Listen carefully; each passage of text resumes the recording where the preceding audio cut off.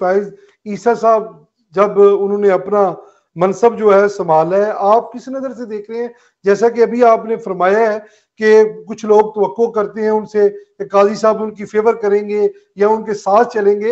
ये जो उन्होंने पहला केस ही फैजाबाद धरने का सामने रख लिया है, तो सर ये धर्म तख्ता तो नहीं हो जाएगा कहीं? क्योंकि नवाज शरीफ साहब भी उनकी तरफ इशारा कर रहे हैं, काजी साहब ने भी केस उठाया है, ये भी रास्ते उधर ही जाते हैं सर। नहीं देखिए, ये केस जो एक नजरसानी अपील है जो कि की गई है, और आपको पता है कि जब कोई नजरसानी अपील आती है तो जी उसको कुछ क्राइटेरिया है, उसमें यही है कि वही जज सुनेगा जिसने फैसला दिया है। अब इसमें मुशीर आलम, जस्टिस मुशीर आलम और जस्टिस काजी फायज ईसा का बेंच था। जस्टिस मुशीर आलम रिटायर कर गए हैं दिन, और जस्टिस अतरमिनुल्लाह जैसे काजी साहब के साथ ये बेंच में बैठे हैं।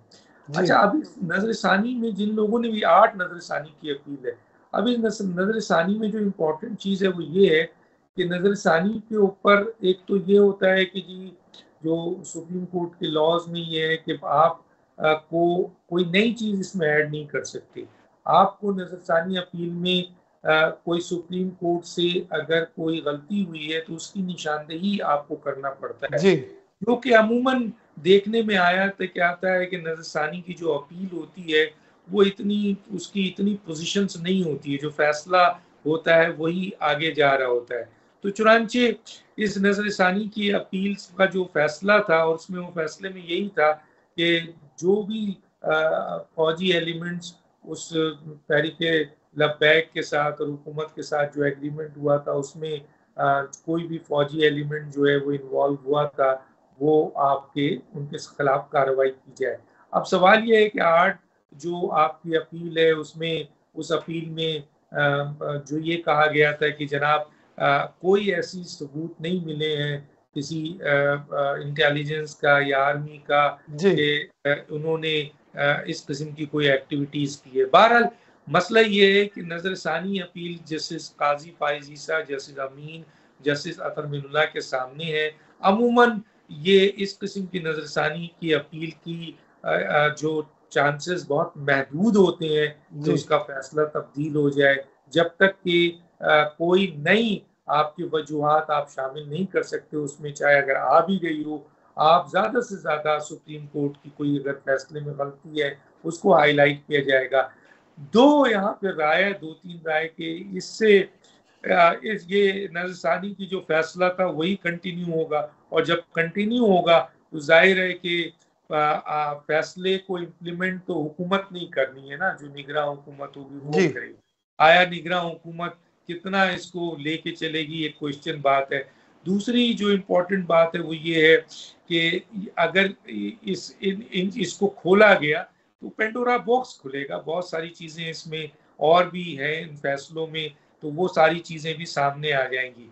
मैं अपने तौर पर ये समझता हूँ कि नजरसानी की अपील जो रखी है उससे अगर इसको मसलन इसको मजीद जो जो उस पर उन फैसलों में चीजें शामिल थी, 1 2 3 4 5 7 बड़ी लंबी चीजें जी हैं, आपके पास इतना वक्त नहीं है, तो मैं सिर्फ महदूद बता दूं कि जी अगर उन्होंने अब इस दरखास्त को मुस्तरद कर दी तो चुनांचे वो फैसला स्टैंड करेगा, और वो फैसला जो उसमें पहले ही दिया हुआ है उसको फिर हुकूमत ने इम्प्लीमेंट करना है, वो किस हद तक करेगी वो वक्त बताएगा।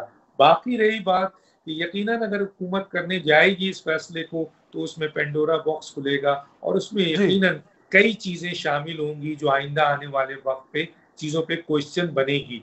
जस्टिस काजी फाइज ईसा के सामने जस्टिस बंदयाल ने चंद अहम तरीन ऐसे केसेस छोड़ के गए हैं, वो जो उनको फैसला दे के जाना चाहिए था, जस्टिस काजी फाइज ईसा के हिस्से में डाल के गए हैं, ताकि ऐसे फैसले आए जिससे काजी फाइज ईसा के लिए मुश्किलात पैदा हो और सुप्रीम कोर्ट और आपके इस्टेब्लिशमेंट जो है वो आमने सामने आए। जी बजाय मैं नहीं समझता कि इस नजरसानी जो अपील है इसका कोई बहुत बड़ा जो है वो रिएक्शन आएगा। वो फैसला वो उसको मुस्तरद करेंगे और हुकूमत को कहेंगे कि भाई आप एक्शन करें। अब हुकूमत आप अपने तय देखेगी कि इसको किस तरीके से हल करना है। ठीक हो गया। अच्छा डॉक्टर साहब, बंदयाल साहब का आपने जिक्र किया है, तो बंदयाल साहब को भी जरा थोड़ी सी रोशनी डाल दे। जाते जाते बंदयाल साहब ने भी नैब का जो पंडोरा बॉक्स खोल दिया है और उसके अंदर शहबाज शरीफ साहब का, यूसुफ रजा गिलानी साहब का, नवाज शरीफ साहब का दोबारा नाम आ रहा है।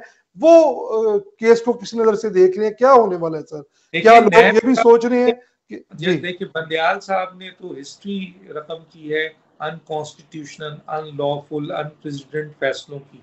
जी बड़े ऐसे फैसले उन्होंने किए हैं, ऐसा रवैया रहा है उनका जो पाकिस्तान की या दुनिया की तारीख में किसी चीफ जस्टिस का ऐसा नजर नहीं आया जो जी उन्होंने किया है। तो अल्लाह रहम करे उन पर। उनका अपना केस सुप्रीम जुडिशल काउंसिल में है, तो जिस वक्त ये खुलेगा उस वक्त इनकी ये तमाम चीज़ें, सारी चीज़ें आएंगी।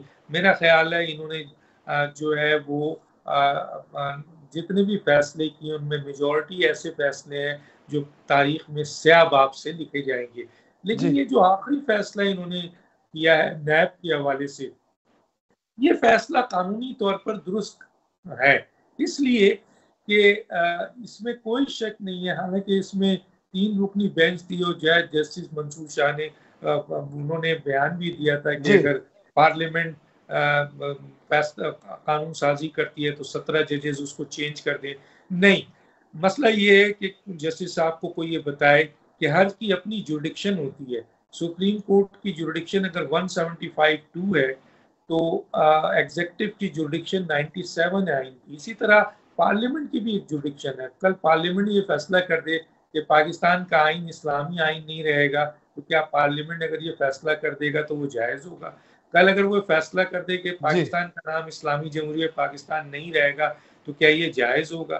तो पाकिस्तान की पार्लियामेंट यकीनन आइन में तरमीम कर सकती है, लेकिन चंद चीज़ों में तरमीम करने का इख्तियार उनको नहीं दिया है। जी उनमें एक फंडामेंटल राइट्स है, उसके खिलाफ नहीं जा सकते। बेसिक स्ट्रक्चर है, उसके खिलाफ नहीं जा सकते। इस्लामिक प्रोविजन है, उसके खिलाफ नहीं जा सकते। और स्पेसिफिक पर्सन कानून नहीं बना सकते।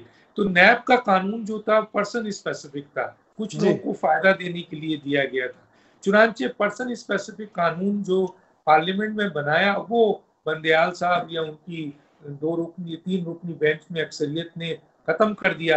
तो चुनांचे कानूनी माहिरीन का ये कहना है, और मैं भी एज ए तालिब कानून का जी तालिब इल्म समझता हूँ कि ये पर्सन स्पेसिफिक था और ये कानून ख़त्म किया गया, जिससे अहम तरीन बड़े केसेस जो खरबों रुपए के क्राइम एंड करप्शन के केसेस हैं वो खुल गए हैं। और जाहिर है कि इसमें डरने की क्या ज़रूरत है। इसमें अगर आप बेकसूर हैं तो आपको यकीनन कोई अदालत सज़ा नहीं दे सकती। और अब वो अदालत जो कि कहा जा रहा है जस्टिस काजी पायजीसा के आने के बाद कि सारे फैसले आइन और कानून के मुताबिक